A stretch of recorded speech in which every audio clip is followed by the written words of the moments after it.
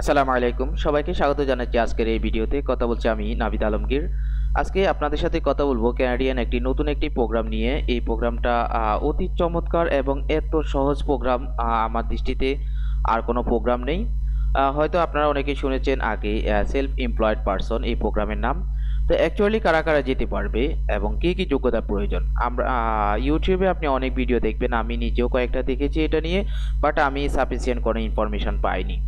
তো অ্যাকচুয়ালি কারা কারা যেতে পারবে আমরা ফার্স্ট আমি সেটা জানবো।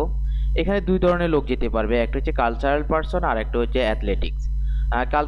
কালচারাল বলতে যারা সাংস্কৃতিক অঙ্গনে জড়িত তারা, এবং অ্যাথলেটিক মানে হচ্ছে শরীর চর্চা জাতীয়।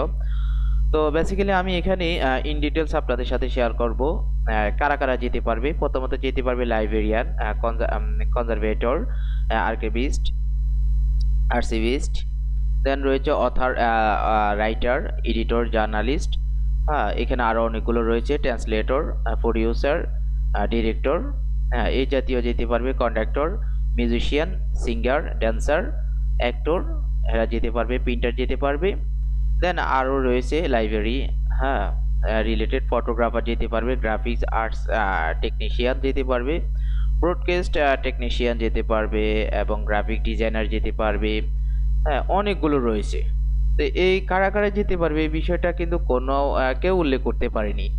আমি অনেক কষ্ট করে আপনাদের জন্য বের করেছি, তা আরো সহজ করে বের করেছি। যেমন ড্যান্সার, ড্যান্সার বলতে এখন কোন ধরনের ড্যান্সাররা যেতে পারবে, আমি এখানে এনওসি কোডটা দিয়ে দিয়েছি। দেখুন, এটা হচ্ছে যে প্রফেশন, আর এটা হচ্ছে এনওসি কোড। কারা কারা যেতে পারবে, প্রথম প্রশ্নের উত্তর হচ্ছে কারা কারা যেতে পারবে। যেমন আমি ড্যান্সার দিয়ে দেখাচ্ছি, এখানে 51 34, আপনি এনওসি লিস্টে চলে আসবেন, এই যে 51 34 এখানে লিখবেন, লেখার পরে সার্চ করবেন, সার্চ করলে আপনি দেখতে পাবেন যে বেসিক্যালি ড্যান্সার বলতে কারা, কোন ধরনের ড্যান্সাররা যেতে পারবে। এই যে দেখুন, অনেক ধরনের ড্যান্সার রয়েছে, আমি বললাম না, সেটা আপনারা নিজেরা দেখে নেবেন। আমি সম্পূর্ণ সবগুলো লিঙ্ক ভিডিও ডিসক্রিপশনে দিয়ে দেব। যেমন আমি আরেকটা বোঝাচ্ছি, যেমন গ্রাফিক ডিজাইনার, এটা কত, 52 41। আপনি এখানে আসবেন, এখানে আসার পরে লিখবেন 52 41।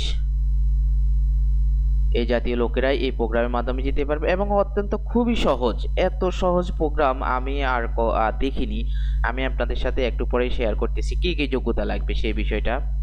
তো এখন আসুন, গ্রাফিক ডিজাইনার বলতে কোন কোন গ্রাফিক ডিজাইনার যেতে পারবে। এই জাতীয় কাজ যারা পারে, এই জাতীয় কাজের সাথে সংশ্লিষ্ট যারা, তারাই যেতে পারবে। দেখুন, অনেক ধরনের গ্রাফিক ডিজাইনার, আপনারা জাস্ট দেখতে পারেন।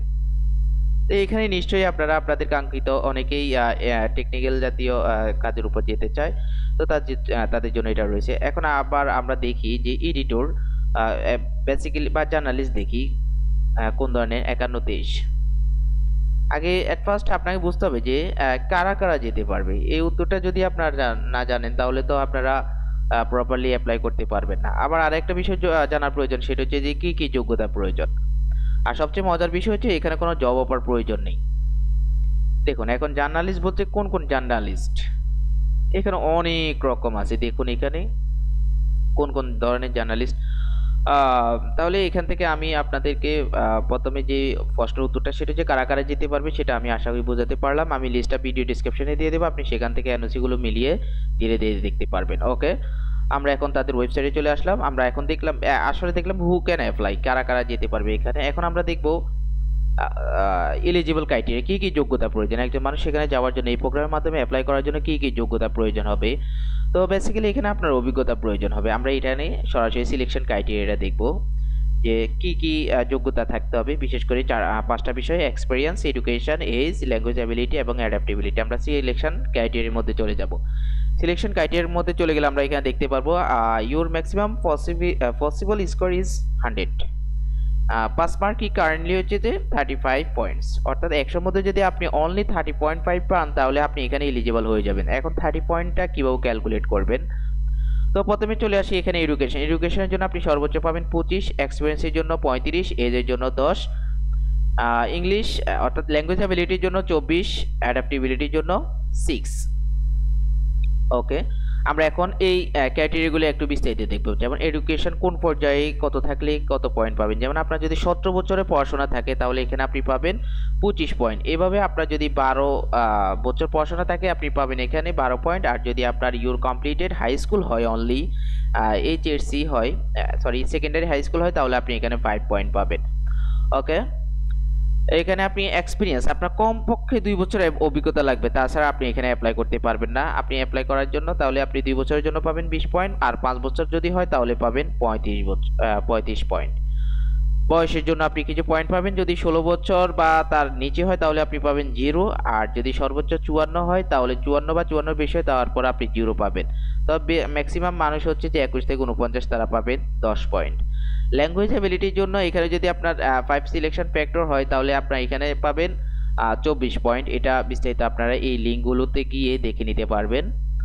ওকে, এখন আমরা দেখব অ্যাডাপ্টিবিলিটির মধ্যে রয়েছে, ধরেন আপনার স্পাউস বা কমন ল, আপনার ওয়াইফ বা পার্টনার যদি আপনার সাথে যেতে চায়, তার শিক্ষাগত যোগ্যতা যদি সেকেন্ডারি হাই স্কুল হয় তাহলে সে পাবে 3 থেকে 5 পয়েন্ট, এখানে বিস্তারিত দেওয়া আছে।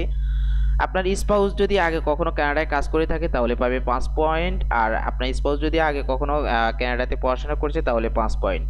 তাছাড়াও আপনার যদি কিছু রিলেটিভ থাকে, কোন ধরনের রিলেটিভ, প্যারেন্টস থেকে শুরু করে এখানে ইন ডিটেলস আপনারা দেখবেন, এটা আপনার রিলেটিভের জন্য পাবেন 5 পয়েন্ট। আমি এখানে আপনাদেরকে একটু ধীরে ধীরে দেখালাম। দেখুন এখানে তাদের ওয়েবসাইটে এডুকেশনের জন্য 25 এই পয়েন্টগুলো দেওয়া আছে।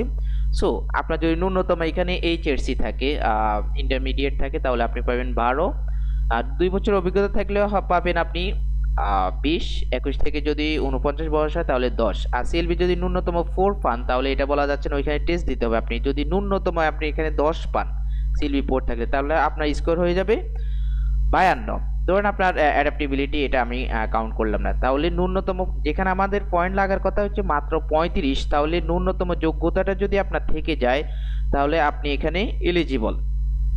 দেখুন এখানে 5 মার্ক হচ্ছে কত, মাত্র 35, আর অথচ আপনার যদি ন্যূনতম যোগ্যতাটাও ধরি তাহলে আপনার হয়ে যাবে 52। সো এটার মধ্যে এত ইজি আর কোনো প্রোগ্রাম নেই। তাহলে আমরা দুটো বিষয় জানলাম, যে কারা কারা আবেদন করতে পারবে এবং কি কি যোগ্যতা লাগবে, সেই যোগ্যতা বিষয়গুলো দেখলাম। এখন আমরা দেখব কিভাবে অ্যাপ্লাই করতে হয়, যে অ্যাপ্লাইয়ের সিস্টেমটা দেখব, এবং কত টাকা ব্যাংক ব্যালেন্স লাগবে, দেন ফি কত দিতে হবে। আমরা এখানে চলে আসবে হাউ টু অ্যাপ্লাই এই অপশানে। দেখুন এখানে গেট দ্য অ্যাপ্লিকেশন প্যাকেজ, যত রকম আপনার অ্যাপ্লিকেশন প্রয়োজন সব এখানের মধ্যে দেওয়া আছে, আপনি এখানে ক্লিক করলে পেয়ে যাবেন। যেমন আপনার মেন অ্যাপ্লিকেশন হচ্ছে এটা। ওকে, 2 নাম্বার, আপনি অ্যাপ্লিকেশনগুলো খুঁজে বের করবেন, বের করার পরে আপনাকে এখানে পেমেন্ট করতে হবে অ্যাপ্লিকেশনগুলোর জন্য অনলাইনে। আপনি কিভাবে পেমেন্ট করবেন তা নিয়ে আমার একটা ভিডিও আছে, আমি ভিডিও লিঙ্কটা ভিডিও ডিসক্রিপশনে দিয়ে দেবো। ওকে, সর্বশেষ আপনাকে সাবমিট করতে হবে আপনার অ্যাপ্লিকেশনটা। দেন আপনি যখন অ্যাপ্লাই করে ফেলবেন, অ্যাপ্লাই করার পর অনেকেই অ্যাড্রেস চেঞ্জ করতে চায় বা কিছু কাজ থাকে, এখানে বিস্তারিত দেওয়া আছে এই কাজগুলো। আর এখানে সময় লাগবে কত, 22 মাস, কমপক্ষে 22 মাস সময় লাগবে। আর একটা বিষয় হচ্ছে যে কি পরিমাণ টাকা ব্যাংক ব্যালেন্স দেখাতে হবে। অ্যাকচুয়ালি ব্যাংক ব্যালেন্স দেখাতে হবে বলতে কি, আপনি যখন সেখানে চলে যাবেন, তো চলে গেলে আপনাকে কিছু অবশ্যই আপনার কস্টিং লাগবে। সেখানে এই কস্টিংটা হচ্ছে মিনিমাম 10,000 ক্যাট, যেটা বাংলার হয়তো 6,30,000 বা 50,000 এমন হবে, আপ ডাউন করে কারেন্সির কারণে। এই টাকাটা আপনি সাথে নিয়ে যেতে পারবেন, এই পদ্ধতিগুলোতে আপনি টাকাটা নিয়ে যেতে পারবেন।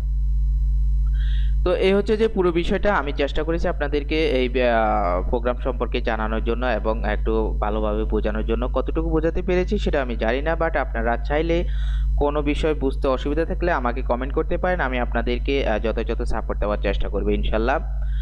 তো আমি আবারও একটু আপনাদের যদি রিভিউ করি, তাহলে কারা কারা যেতে পারবে, এই লোকগুলো যেতে পারে, এই পেশার লোকগুলো যেতে পারবে, আমি ভিডিও ডিসক্রিপশনে এটা দিব। এবং কি কি যোগ্যতা লাগবে, ন্যূনতম যদি এইচএসসি হয় 2 বছর কাজের অভিজ্ঞতা, 21 থেকে 49 বয়স হয়, সিএলবি 4 থাকে, তাহলে আপনার সর্বোচ্চ পয়েন্ট হবে 52, আপনি এলিজেবল। 100-র মধ্যে 35 পেলে এলিজেবল, আপনি 52 পাবেন, তাহলে আপনি এখানে যেতে পারবেন। আর কিভাবে অ্যাপ্লাই করতে হবে, এখানে অ্যাপ্লাই প্রসেসটা দেওয়া আছে, কত টাকা ফি দিতে হবে সেটাও এখানে দেওয়া আছে, এবং কোনো রকম জব অফার লাগবে না। সো এটা হচ্ছে সহজ, আর কি হতে পারে। সো এই হচ্ছে যে পুরো বিষয়টা। যাক, সবাই ভালো থাকবেন, সবাই সুস্থ থাকবেন, আল্লাহ হাফেজ।